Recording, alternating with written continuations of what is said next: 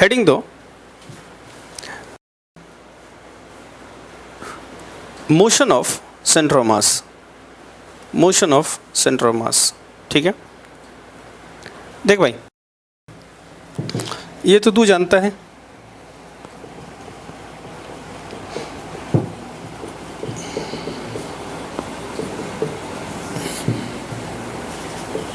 ठीक है। अगर मैं इसको डिफ्रेंशिएट करूं टाइम के रेस्पेक्ट में,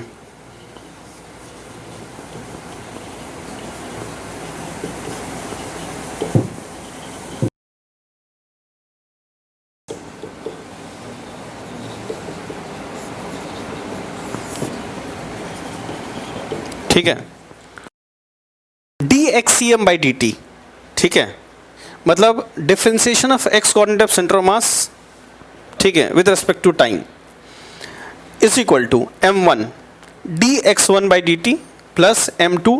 अच्छा ये क्या है, ये क्या है, X coordinate of centre of mass, इसको टाइम के रेस्पेक्ट में डिफ्रेंशिएट कर रहे हैं तो हमें वेलोसिटी मिलेगा किसका, सेंटर ऑफ मास का, किस डायरेक्शन में, एक्स डायरेक्शन में, किस में, एक्स में, क्योंकि हम एक्स कोऑर्डिनेट को डिफ्रेंशिएट कर रहे हैं। तो ये होगा velocity of centre of mass in X is equal to, ये होगा m1 इनटू, अच्छा ये देखो पहले मास के एक्स कोऑर्डिनेट को हमने टाइम के रेस्पेक्ट में डिफ्रेंशिएट किया है, तो ये पहले मास की वेलोसिटी होगी एक्स डायरेक्शन में, m1 v1 x plus m2 v2 x dot dot mn vn x upon summation m।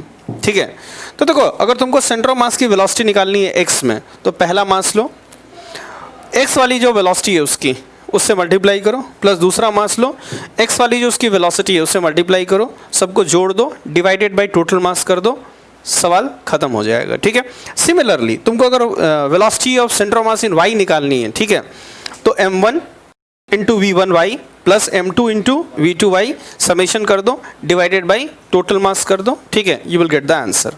Clear है? ठीक है, तो तुम देख सकते हो है ना कि अगर तुमको सेंटर ऑफ मास का, ठीक है, एक्स में वेलोसिटी निकालना है तो हर मास को लोगे, उसके एक्स कंपोनेंट ऑफ वेलोसिटी से मल्टीप्लाई करोगे, सम करोगे, डिवाइडेड टोटल मास करोगे। ठीक है, तुम एक चीज़ और देखो, तुम्हारे पास आ गया V C M X is equal to m1 v1 x plus m2 v2 x, ठीक है, mn vn x upon summation m। इसको एक बार और डिफ्रेंशिएट कर देते हैं। ठीक है, तो ये हो जाएगा D V C M X upon D T is equal to m1 D V one X upon D T plus mn D V N X upon D T upon summation m। तो ये हो जाएगा m1 a1 x plus m2 a2 x summation mn an x upon summation m। ठीक है, तो अगर तुमको acceleration centre of मास का x में चाहिए, ठीक है, तो तुम हर मास को लो, उसके एक्सेलरेशन को जो x कंपोनेंट है उससे मल्टीप्लाई करो, सम करो, डिवाइडेड बाय टोटल मास कर दो, तो तुमको एक्सेलरेशन ऑफ सेंटर ऑफ मास किस में मिल जाएगा, x में मिल जाएगा। क्लियर है? ठीक है, आगे बढ़े हम लोग।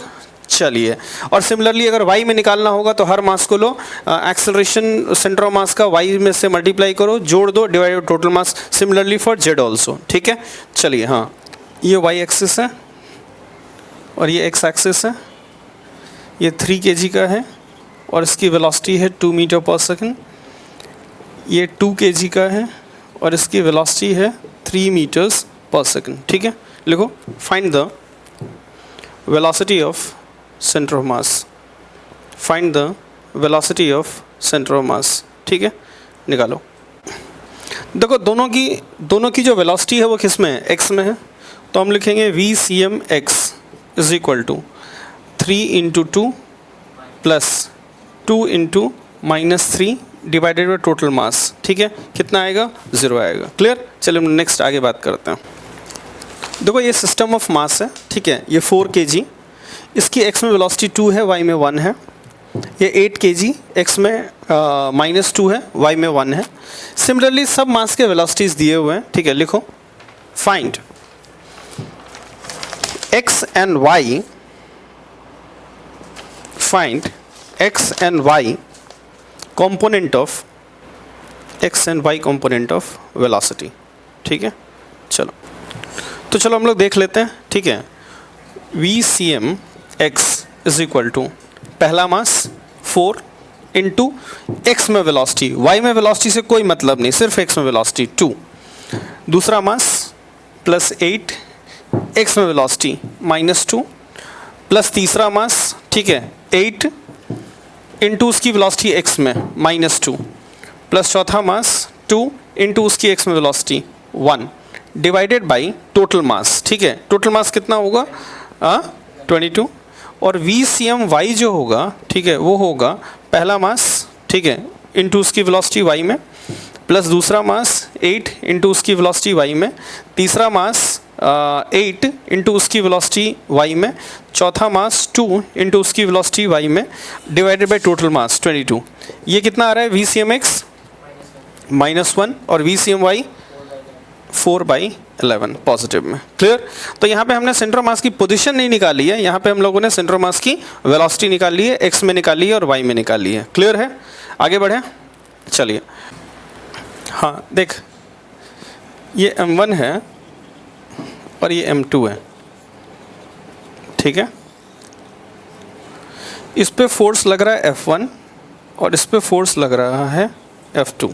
ठीक है, लिखो find the acceleration of center of mass। ठीक है, सुन, इसका जो एक्सेलरेशन a1 होगा वो होगा F/m1 और इसका जो एक्सेलरेशन a2 होगा वो होगा, ये F1 लिख देता हूँ, ये F2/m2 माइनस साइन क्योंकि इस तरफ है। अब जो मैं ACM लिखूँगा वो लिखूँगा m1 into F1/m1 plus m2 into minus F2/m2 divided by m1 plus m2। Cancel हो गया, ठीक है, कैंसिल हो गया। ये हो जाएगा F1 minus F2 upon m1 plus m2। तुम एक चीज़ देखो, ये F1 माइनस F2 है। ठीक है, तो बेसिकली मान लो ये 10 न्यूटन है और ये 5 न्यूटन है, तो यहाँ पे 10 माइनस 5, तो ये बेसिकली है F external upon summation m। ठीक है, तो तुम जो सेंटर ऑफ मास की acceleration total force upon summation m भी लिख सकते हो। ठीक है, मेरी बात समझ रहे हो ना? मान लो 10 ब्लॉक्स दिए हुए हैं। ठीक है, जैसे मान लो ये 2 किलो है, ठीक है, ये 3 किलो है, ये 4 किलो है, ये 5 किलो है, ठीक है, ये 6 kg है। ठीक है, मान लो एक फोर्स लग रहा है 2 न्यूटन का इस तरफ। ठीक है, और तुमसे किसी ने कहा कि find the acceleration of centre of mass, तो तुम क्या करोगे? Total external force 2 Newton divided by total mass कर दोगे। ठीक है, तो तुम्हारे पास ACM आ जाएगा। क्लियर है? अच्छा, मान लो अगर ये F होता और ये F होता, तब acceleration of centre of mass कितना होता? 0 होता। ठीक है, क्योंकि नेट एक्सटर्नल फोर्स कितना होता? 0 होता। क्लियर? देखो, ये y एक्सिस है और ये x एक्सिस है। ठीक है, ये एक ब्लॉक है 2 kg का और ये एक ब्लॉक है 3 kg का। ठीक है, अच्छा, इसकी वेलोसिटी इस तरफ है 3 मीटर पर सेकंड और इसकी वेलोसिटी इस तरफ है 2 मीटर्स पर सेकंड।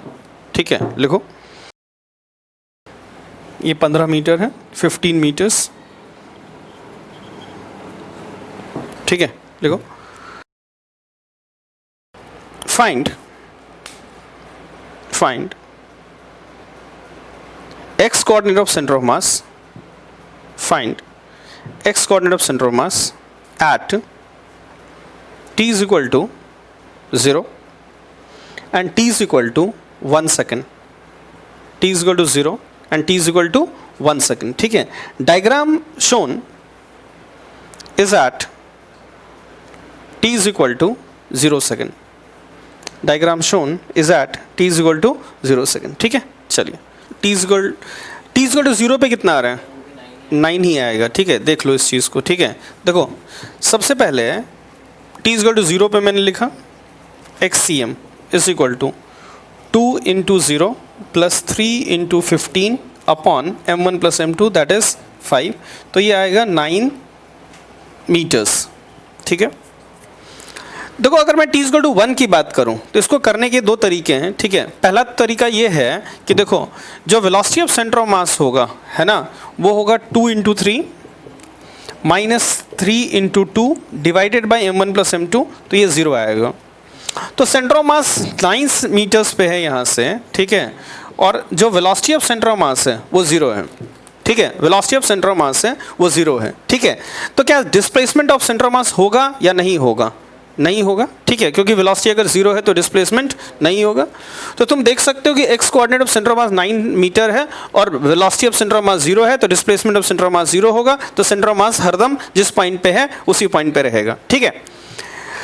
या तुम ऐसे भी कर सकते हो, देखो 1 सेकेंड के बाद जो सेंटर ऑफ मास ये जो है वो 3 मीटर मूव होगा, 3 मीटर्स,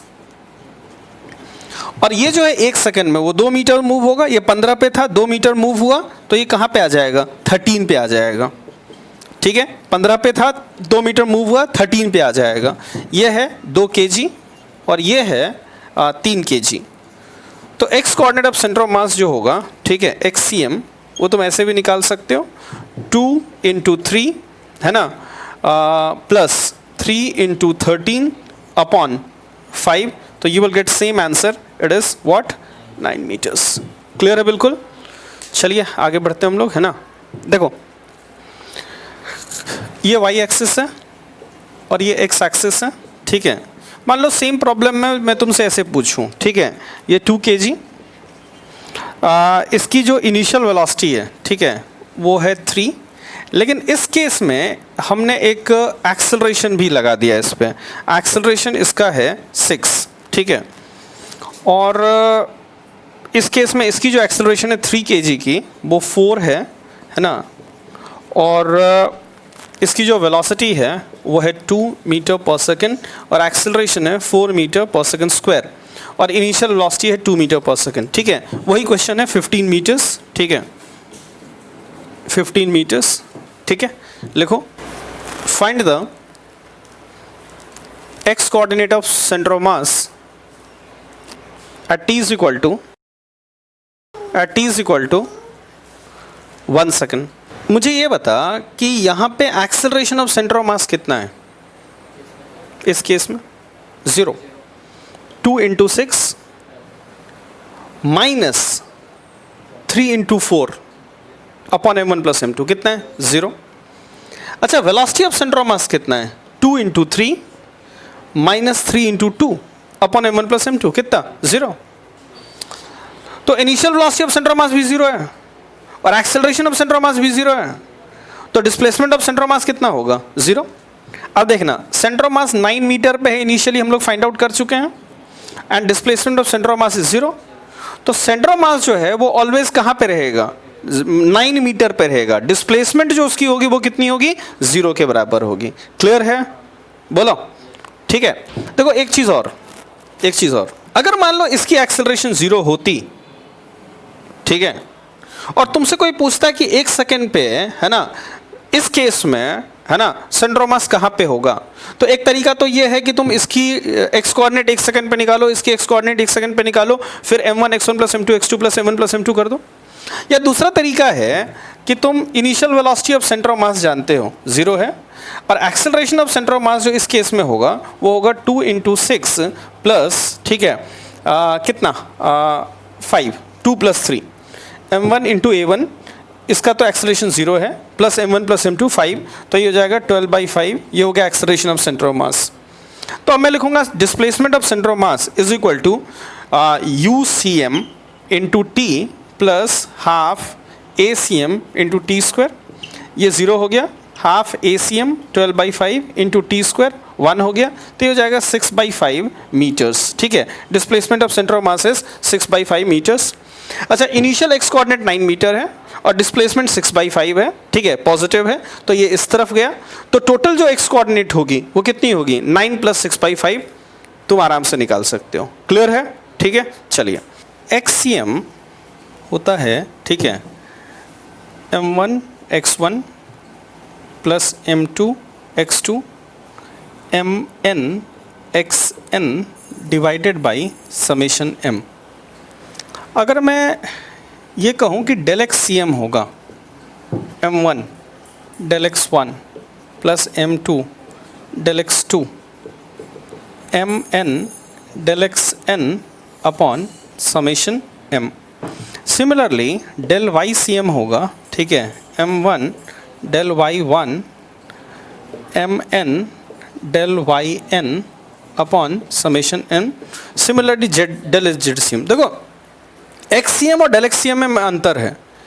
xcm है x coordinate of centre of मास, और ये है displacement of centre of mass in x, ये है displacement of centre of mass in y, ठीक है. तो तुमको देखो, अगर displacement of centre of mass x में निकालना है तो पहला मास लो, उसके x में डिस्प्लेसमेंट से मल्टीप्लाई करो, दूसरा मास लो, उसके x में डिस्प्लेसमेंट से मल्टीप्लाई करो, सबको ऐड कर दो, डिवाइडेड बाय टोटल मास कर लो, ठीक है.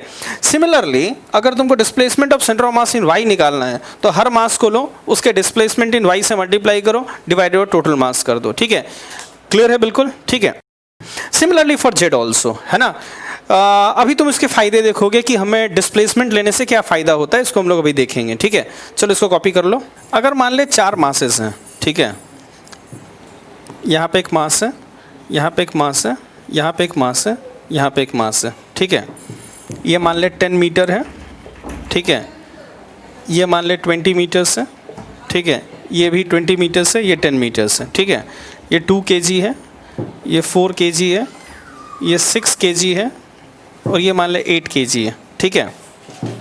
सुनना, मान ले ये इस तरफ 1 गया और ये इस तरफ 2 मीटर्स गया, ये इस तरफ 2 मीटर्स गया, ये इस तरफ 1 मीटर गया, और ये इस तरफ 1 मीटर गया, और ये इस तरफ 1 मीटर गया, ठीक है.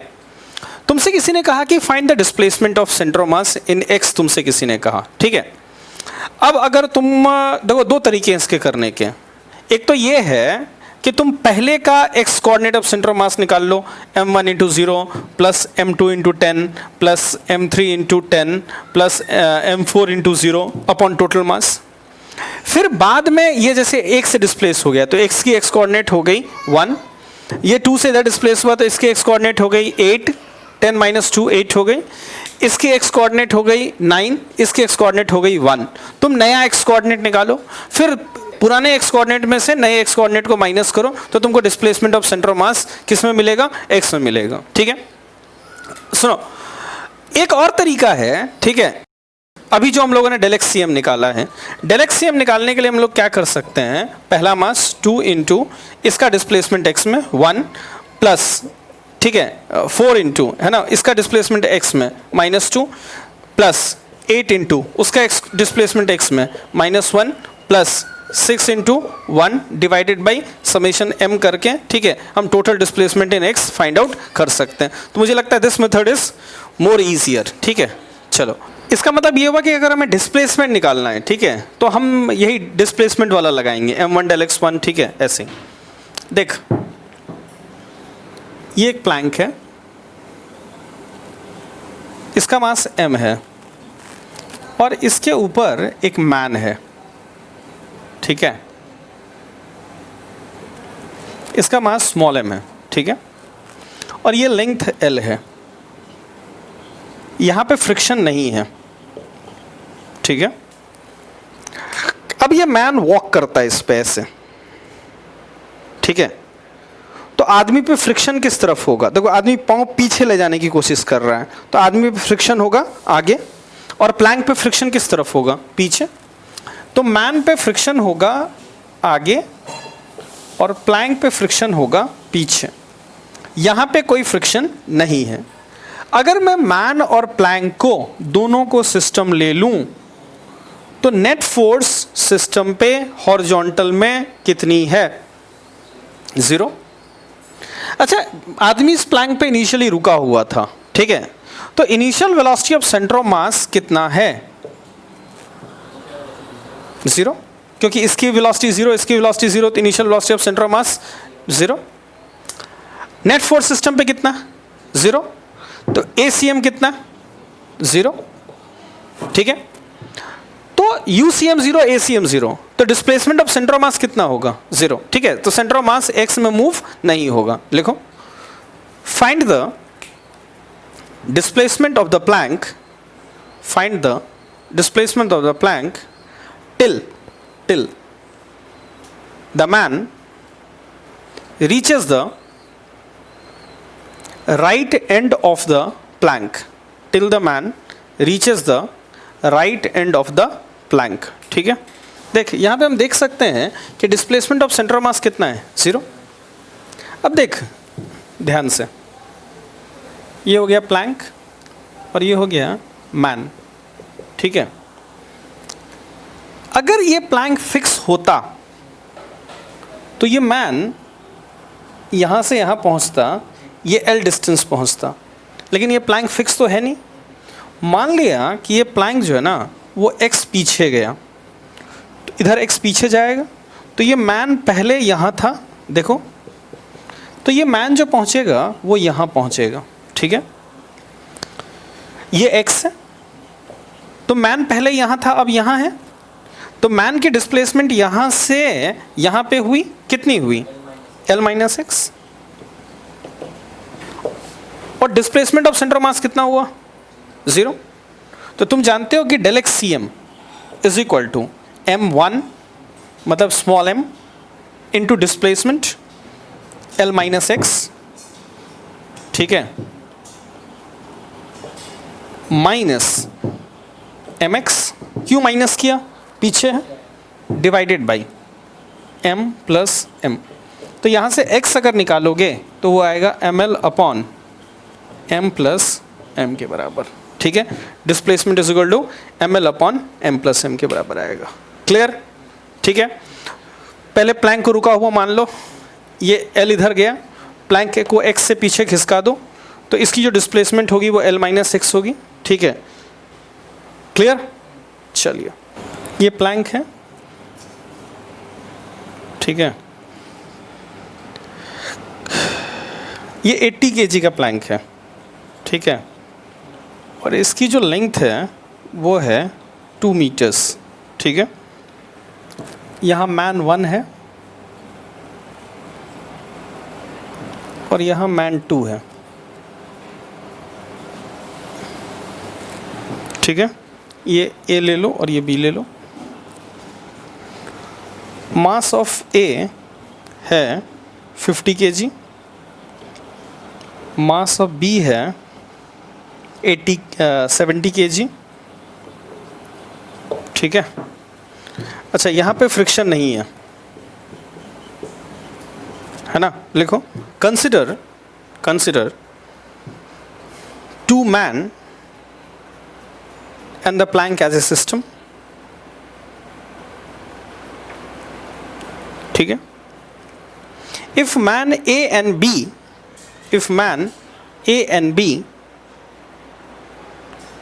exchange their position, ठीक है, then A part, the distance moved by the center of mass of the system, the distance moved by the center of mass of the system is.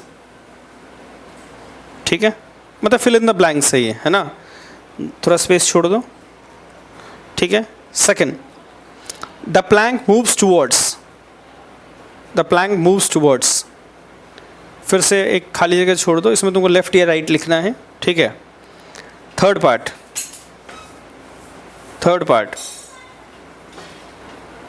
the distance moved by the plank is,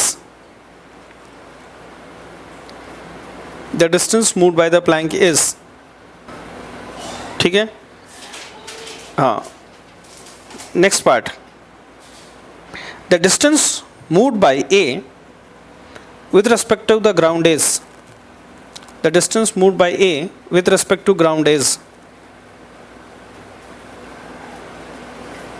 ठीक है.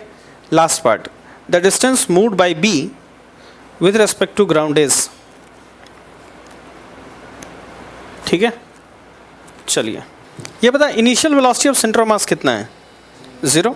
ठीक है, और अगर ये आदमी इधर walk करेगा तो आदमी पे फोर्स इधर होगा, प्लैंक पे इधर होगा.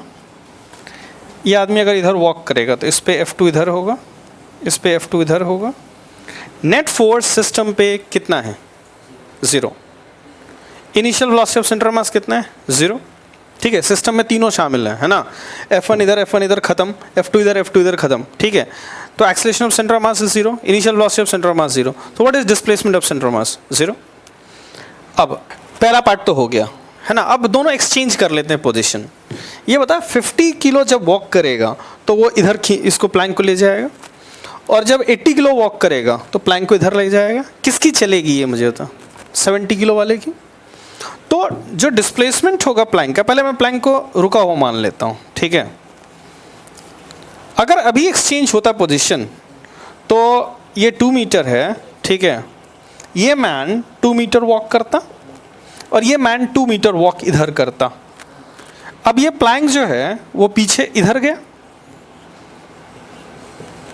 तो ये मैन पहले यहाँ था, अब ये मैन यहाँ है, ये x मान लेता हूँ मैं, तो ये 2 और ये x कितना हो जाएगा? 2 - x। और ये आदमी पहले यहाँ था, अब ये आदमी यहाँ पे होगा, तो इस आदमी का डिस्प्लेसमेंट क्या होगा? 2 + x। यहाँ था पहले ये आदमी, है ना, ये आदमी पहले यहाँ था, अब ये यहाँ पहुँच गया, तो 2 + x। ठीक है, मैं लिखूँगा 0 = पहला मैन 50 इंटू उसका डिस्प्लेसमेंट 2 + x प्लस दूसरा आदमी 70 इंटू उसका डिस्प्लेसमेंट। 2 - x लेफ्ट में है इसलिए माइनस साइन लिखेंगे, माइनस ऑफ 2 - x और plus 80 into x upon total mass. नहीं लिखता क्योंकि 0 से मल्टीप्लाई होने वाला है। ठीक है, तो इसको सॉल्व करो और x की वैल्यू निकालो। ठीक है, याद रखना। उसके बाद जो इसकी डिस्प्लेसमेंट होगी इस मैन की लेफ्ट ग्राउंड के रिस्पेक्ट में, वो 2 - x होगी, और इस आदमी की जो डिस्प्लेसमेंट होगी राइट में वो कितनी होगी? 2 + x होगी। ठीक है, चलिए तो इसको सॉल्व करके x जो आएगा वो कितना आएगा? 20 सेंटीमीटर। ठीक है, तो मैन 1 जो है वो 2 मीटर इधर गया और 20 सेंटीमीटर इधर आया, मतलब 1.8 मीटर्स होगा, और ये 2 मीटर इधर गया और 20 सेंटीमीटर इस तरफ गया, तो कितना हो जाएगा? 2.2 मीटर्स। क्लियर है? चलिए आगे बढ़ते हैं हम लोग। देख, ये एक इंक्लाइन प्लेन है। ठीक है, ये एंगल थीटा है और इसका मास m है, यहाँ पे फ्रिक्शन नहीं है। ठीक है, ये इंक्लाइन प्लेन नहीं, इसको वेज बोलो, है ना, क्योंकि ये मूव हो सकता है। ठीक है, मूविंग इंक्लाइन प्लेन को हम वेज कहते हैं। ठीक है, यहाँ पे एक स्मॉल m रखा हुआ है। ठीक है, और ये जो डिस्टेंस है वो l है। ठीक है, दिस l है ना। अच्छा, इसको मैंने यहाँ से रिलीज़ करा, इस ब्लॉक पे नॉर्मल ऐसा होगा, इस ब्लॉक पे नॉर्मल ऐसा होगा। ठीक है, इसका ग्रेविटी ऐसे होगा, इसका ग्रेविटी ऐसे होगा, और ग्राउंड का नॉर्मल ऐसे होगा। ठीक है, तो मुझे बताओ इस मास को और इस मास को अगर मैं सिस्टम लेता हूँ, ठीक है, तो इसके इस सिस्टम के ऊपर हॉरिजॉन्टल फोर्स x में कितना होगा? 0, क्योंकि ये नॉर्मल इधर, ये नॉर्मल इधर, कैंसिल आउट ईच अदर। ये नॉर्मल जो है वो y में है, ये ग्रेविटी y में है, ये ग्रेविटी y में है। ठीक है, तो इस सिस्टम पे नेट एक्सटर्नल फोर्स जो हॉरिजॉन्टल में होगा कितना होगा? 0 होगा। ठीक है, वर्टिकल में होगा। अगर मैंने इस ब्लॉक को रिलीज करा था, ठीक है, तो initial velocity of centre of mass x में कितना होगा?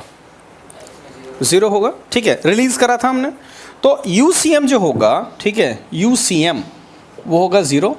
किस में? x में, है ना, x में। UCM सॉरी AF जो है एक्सटर्नल x में वो है 0, तो A एक्सटर्नल जो होगा, है ना, A जो होगा, सॉरी ACM x में कितना होगा? 0। A एक्सटर्नल मैंने गलती से बोल दिया है। ठीक है, acceleration of centre of mass in x जो होगा वो 0 होगा। Initial velocity of centre of मास जो x में होगा कितना होगा? 0 होगा। तो displacement of centre of mass x में कितना होगा? 0 होगा। लेकिन y में ये सब बातें हम नहीं कर सकते। ठीक है, लिख लो इस चीज़ को। ठीक है, पहले क्वेश्चन तुम लिख लो। ठीक है, उसका डायग्राम कॉपी करना। लिखो, friction between the ways and the ground is absent. Friction between wedge and the ground is absent. Find the displacement of wedge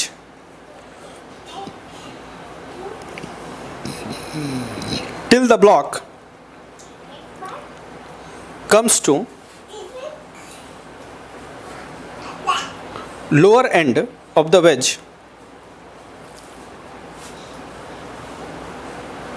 if it is released from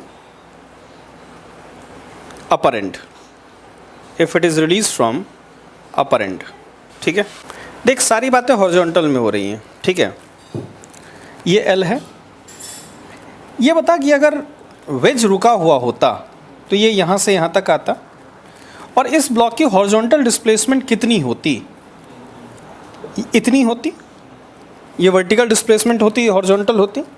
ये डिस्टेंस L cos थीटा होगा। कितना होगा? L cos theta होगा, ठीक है। ये तब होता जब वेज मूव नहीं करता, लेकिन simultaneously wedge is also moving. तो कुछ स्थिति ये होगी, ये ब्लॉक कुछ यहाँ पहुँचेगा। अच्छा, इसको मैं x मान लेता हूँ, तो ये भी x होगा। तो ब्लॉक पहले यहाँ था, अब ब्लॉक यहाँ पे है, ठीक है। ये L cos थीटा है, ये x है। ये कितना होगा? L cos theta minus x होगा, ठीक है। अच्छा, total displacement of centre of mass in x कितनी है? 0। तो तू लिखेगा 0 is equal to small m into L cos theta minus x minus mx, क्योंकि लेफ्ट में है, अपॉन m प्लस m। इसको सॉल्व करोगे तो x आएगा ml cos theta upon m plus m के बराबर, ठीक है। वर्टिकल में ऐसी कोई बात नहीं होगी। हाँ, तुमसे कोई पूछे कि what is the displacement of centre of mass in vertical, ठीक है, तो वो तुम 0 मत कहना, वो होगा, ठीक है, और वो तुम निकाल सकते हो। देखो, ये ब्लॉक तो वर्टिकल मूव हुआ नहीं है, सिर्फ ये ब्लॉक हुआ है। कितना मूव हुआ है? L sin थीटा वर्टिकल में। तो हम ये लिख सकते हैं कि displacement of centre of mass in vertical is equal to m into L sin theta upon m plus m, ठीक है। ऑफकोर्स माइनस साइन आएगा क्योंकि डाउनवर्ड डिस्प्लेसमेंट है, ठीक है। चलो, ये ऐसा एक फ्रिक्शनलेस वायर है, ठीक है,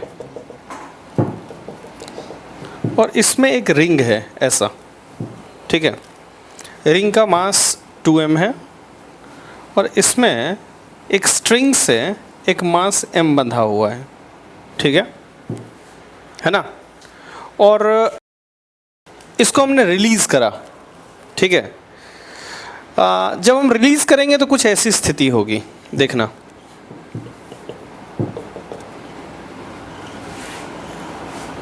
ठीक है, इस रिंग पे फोर्स ऐसा होगा, टेंशन T ऐसा होगा। तो टेंशन के दो कंपोनेंट होंगे, एक इधर एक इधर। तो टेंशन का जो ये कंपोनेंट होगा वो रिंग को राइट साइड में मूव कराएगा, ठीक है। तुमको क्या करना है? देखो, ये जो है ना, ये इस तरफ आएगा और ये जो है इस तरफ मूव होगा, ठीक है। लिखो, find the displacement of the ring, find the displacement of the ring till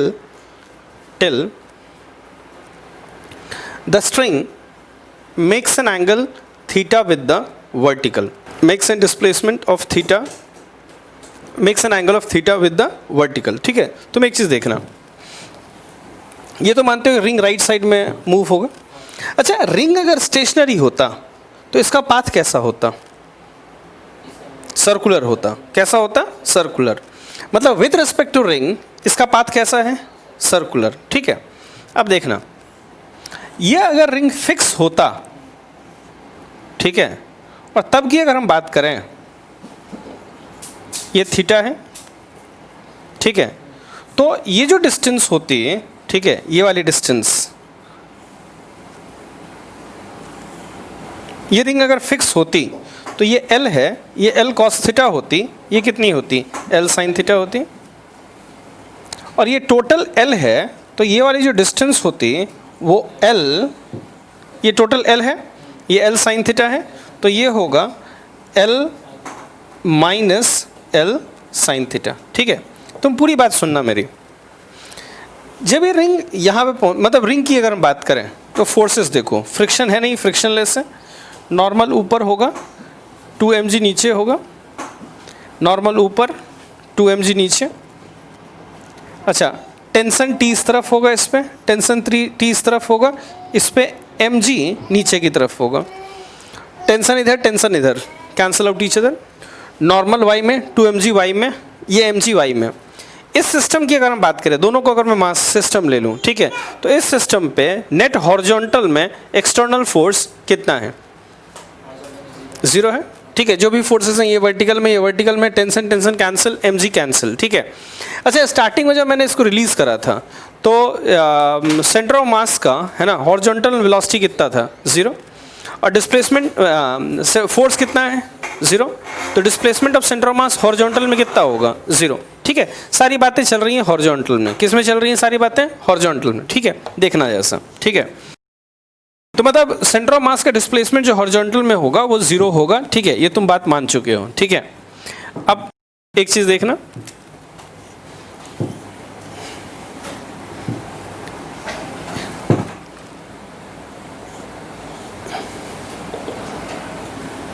इस रिंग को मैं फिक्स कर देता हूं। अगर ये रिंग फिक्स होता तो कुछ ऐसी बात होती, है ना।